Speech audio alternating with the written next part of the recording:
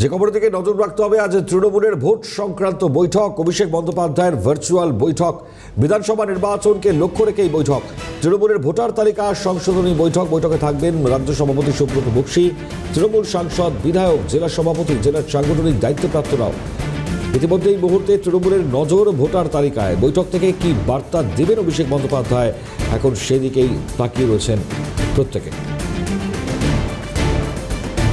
26-এর নির্বাচনের আগে এই বৈঠক, তা থেকে কি পেপ টক, এবং একই সঙ্গে একদিকে দাঁড়িয়ে যেমন ভুতুরে ভোটার, এবং সেই ভুতুরে ভোটার ধরতেই বৈঠক থেকে কি নতুন কোনো মেকানিজম তৈরি করে দিতে পারেন অভিষেক বন্দ্যোপাধ্যায়, বা যে জায়গায় দাঁড়িয়ে একসঙ্গে যে বার্তা এই নির্বাচনের আগে কি বার্তা ঠিক তিনি দেবেন, ভুয়ো ভোটার খুঁজে বের করতে কতটা সময় অভিষেক বন্দ্যোপাধ্যায় বেঁধে দেবেন, তা কিন্তু অবশ্যই বিকেল 4টের সময় বৈঠক, তাই অনেকটা সময় এখনো পর্যন্ত রইলে পরেও গুরুত্বপূর্ণ যে আলোচনায় যাওয়ার চেষ্টা করবো আমরা। রাজা সাহা রয়েছেন আমাদের প্রতিনিধি, আমাদের সঙ্গে সরাসরি। রাজা, আজকের এই বৈঠক অত্যন্ত গুরুত্বপূর্ণ, কারণ একাধারে এককভাবে এই বৈঠকে প্রত্যেকেই প্রায় উপস্থিত থাকছেন। ফলত কি হতে চলেছে আজ, কি মনে করা হচ্ছে?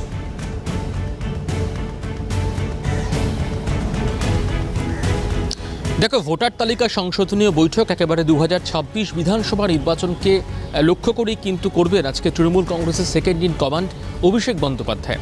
মুখ্য বিষয় তোমাকে বলি যে বিধানসভায় দাঁড়িয়ে ভুতুরে ভোটারের বিরুদ্ধে সরব হয়েছিলেন রাজ্যের মুখ্যমন্ত্রী তথা দলনেত্রী তৃণমূল নেত্রী মমতা বন্দ্যোপাধ্যায়, এবং তারপর আমরা দেখতে পেয়েছিলাম গত 27শে ফেব্রুয়ারি নেতাজি ইন্ডোর স্টেডিয়ামে দলের সর্বস্তরের কর্মীদের নিয়ে যে সভা করেছিলেন মমতা বন্দ্যোপাধ্যায়, সেখানেও তিনি কিন্তু কার্যত সুর চড়িয়েছিলেন এই ভুতুরে ভোটার নিয়ে। এবং তারপরে আমরা দেখতে পেয়েছিলাম 36 জনের একটি কোর কমিটি গঠন করে দেওয়া হয়েছিল।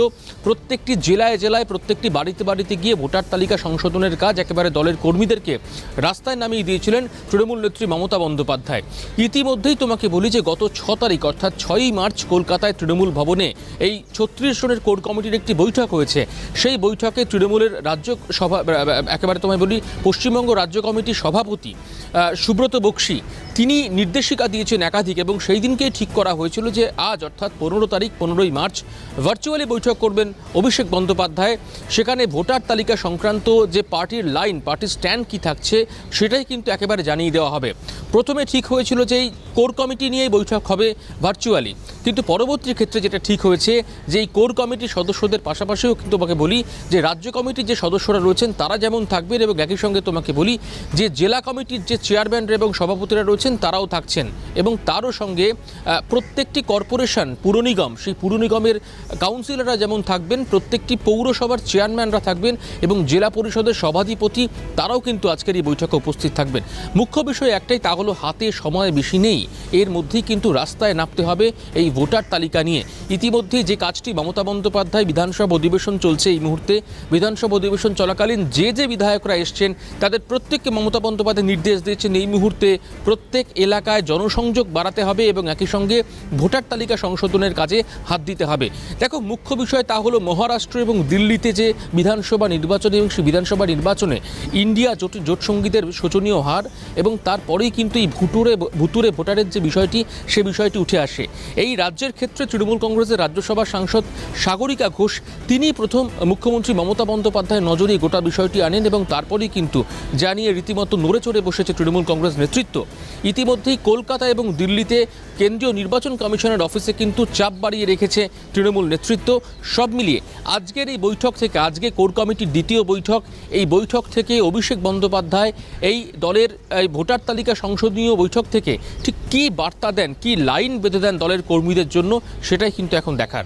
মণিময়, অত্যন্ত গুরুত্বপূর্ণ, এবং আমরা জানি ইন্ডোরের এই মেগা বৈঠক থেকে ফিল্ড সার্ভের কথা মমতা বন্দ্যোপাধ্যায় তিনি বলেছিলেন। ফলত এই জায়গা থেকে দাঁড়িয়ে কি মনে করা হচ্ছে, অবশ্যই তা তো লক্ষণীয়। ধন্যবাদ রাজা সাহা, আমাদের সঙ্গে ছিলেন সরাসরি। ভার্চুয়াল এই মেগা বৈঠক, অবশ্যই এই ভার্চুয়াল মেগা বৈঠক থেকে কি বার্তা আজকে আসবে তা অবশ্যই দেখবা।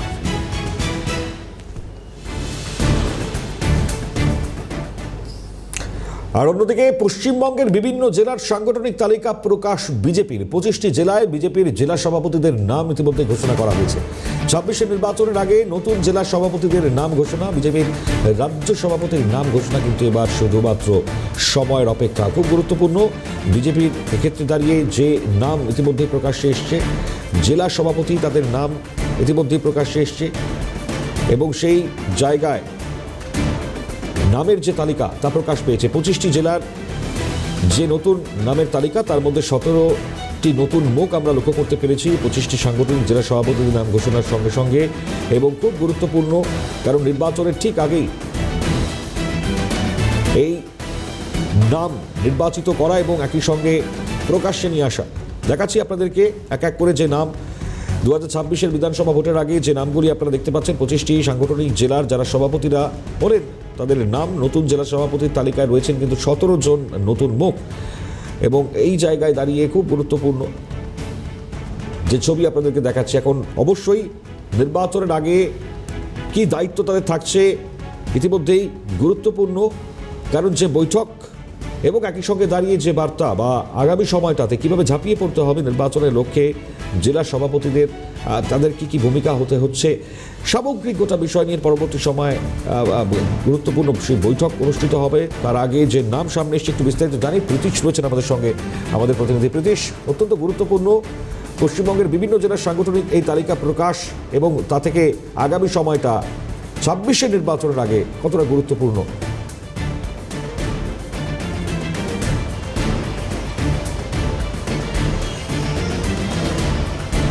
দেখো, অবশ্যই গুরুত্বপূর্ণ, তার কারণ 2026-এর বিধানসভা নির্বাচন রয়েছে, তার আগে বিজেপির সাংগঠনিক যে নির্বাচন সেই নির্বাচন কিন্তু চলছে।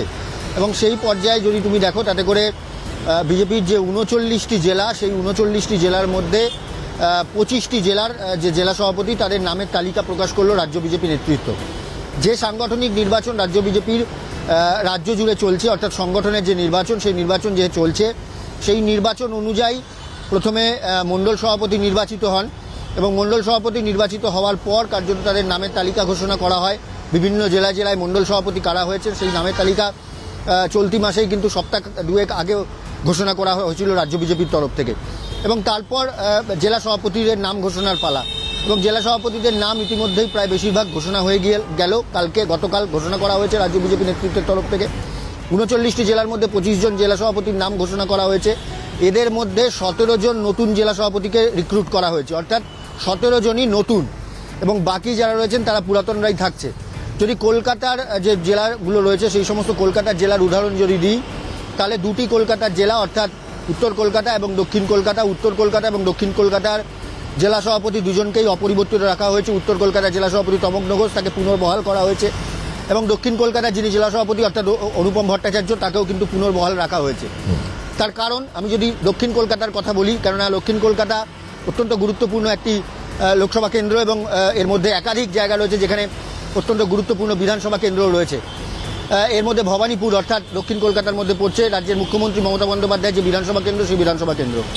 কেন দক্ষিণ কলকাতায় অনুপম ভট্টাচার্যকে ফের দায়িত্ব রাখা হলো, দায়িত্বে পুনর্বহাল রাখা হলো, তার উদাহরণ আমি যদি একটা সংক্ষেপে তোমাকে বলার চেষ্টা করি তাহলে তুমি দেখবে গত নির্বাচন যেগুলো হয়েছে সেই সমস্ত নির্বাচনে অর্থাৎ পুরসভা নির্বাচন হয়েছিল, সেই পুরসভা নির্বাচনে ভবানীপুর যে কেন্দ্র রয়েছে সেখানের যে ওয়ার্ডগুলো রয়েছে সেই সমস্ত ওয়ার্ডের একাধিক বুথে অর্থাৎ বিধানসভার পরে ওয়ার্ডের ভেতরে যে বুথগুলো রয়েছে সেই সমস্ত বুথে একাধিক জায়গায় কিন্তু বিজেপি তাদের যে সংখ্যাগরিষ্ঠতা অর্থাৎ ভোটের যে পার্সেন্টেজ সেই পার্সেন্টেজ কিন্তু অনেকটা বৃদ্ধি করতে পেরেছে।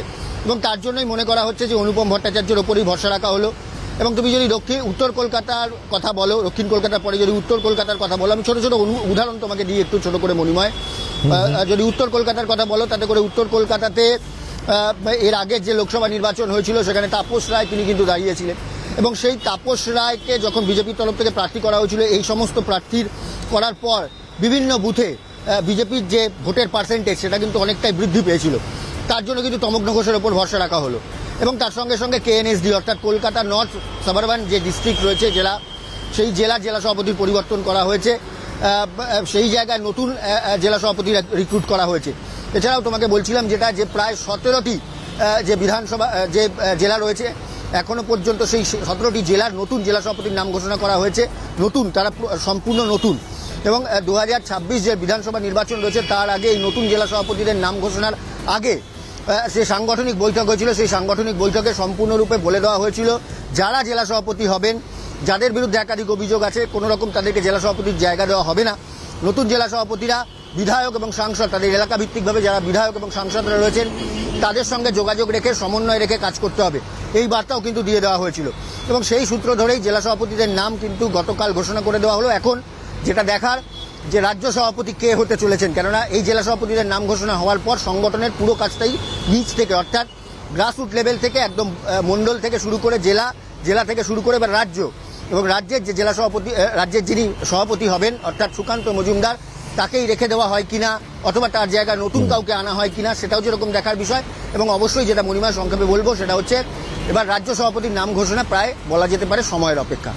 মণিমা, অত্যন্ত গুরুত্বপূর্ণ সত্যি, মানে এই জায়গা থেকে দাঁড়িয়ে সময়ের অপেক্ষা, কারণ এই জায়গা থেকে দাঁড়িয়ে নতুন রাজ্য সভাপতির নাম ঘোষণা অবশ্যই সময়ের অপেক্ষা। বিজেপি নেতা তথাগত রায় আমাদের সঙ্গে রয়েছেন এই মুহূর্তে টেলিফোন লাইনে। তথাগত বাবু, স্বাগত জানাই সিএনএ আপনাকে। কি বলবেন, কারণ এই যে 25 জনের তালিকা প্রকাশ পেয়েছে এবং তাতে 17টি নতুন মুখ, আর এবার বিজেপির রাজ্য সভাপতির নাম ঘোষণা সময়ের অপেক্ষা, নির্বাচনের আগে কিভাবে দেখছেন?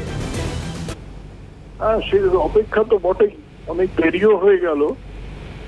আর আমি যে 25 জনের নাম প্রকাশ হয়েছে সেগুলো আমি দেখিনি এখন পর্যন্ত, কিন্তু যাই হয়ে থাক না কেন রাজ্য সভাপতি সবচেয়ে গুরুত্বপূর্ণ, সেটার জন্য অপেক্ষা করছি। এবং এবং এই জায়গা থেকে দাঁড়িয়ে যেভাবে বা যে ছবি, মানে নির্বাচনের ঠিক আগে, মানে অনেকটা দেরি হলো যদিও, কিন্তু সেক্ষেত্রে দাঁড়িয়ে যে নামগুলো প্রকাশ্যে এসছে তাতে আগামী সময়ে কতটা তৎপরতার সহিত কাজ করা যাবে, বিজেপির সেই তৎপরতা কতটা থাকবে বলে আপনি মনে করছেন? তো দেখিনি এখনো। হ্যাঁ, নাম তো কোথায় আজকে সকালেই ঘোষণা হলো। আমি এখনো নামগুলো দেখিনি, না দেখলে তো বলতে পারছি না। তবে জেলা সভাপতি চাইতে রাজ্য সভাপতি ঘোষণাটা অনেক বেশি গুরুত্বপূর্ণ। ওকে, এবং আমি তথাগতবাবু কিছুটা বলে দিই আপনাকে যে নতুন 17টি নতুন নাম আমরা দেখতে পাচ্ছি, এবং একই সঙ্গে উত্তরবঙ্গে বেশ কিছু জেলার সভাপতির পদ বদল হয়েছে, বিজেপি করেছে। কতটা গুরুত্ব পাবে উত্তরবঙ্গটা? দেখুন, আমি তো বলছি আমি এখনো দেখিনি তালিকাটা, আমি বলবো কি করে। ঠিক আছে, ঠিক আছে, আচ্ছা আচ্ছা, ঠিক ঠিক ঠিক অসংখ্য ধন্যবাদ। তথাগত রায় বিজেপি নেতা, তার সঙ্গে কথা বলছিলাম। অবশ্যই পরবর্তী সময় আরও প্রতিক্রিয়া নেব। তিনি তালিকা দেখবার পর অবশ্যই গুরুত্ব পাবে আগামী সময়টা, কারণ আগামী ছবিটা খুব তাৎপর্যপূর্ণ। প্রীতিশ ছিলেন আমাদের সঙ্গে সরাসরি। প্রীতিশ, ধন্যবাদ জানাই তোমাকেও। আপাতত নজর থাকবে পরবর্তী।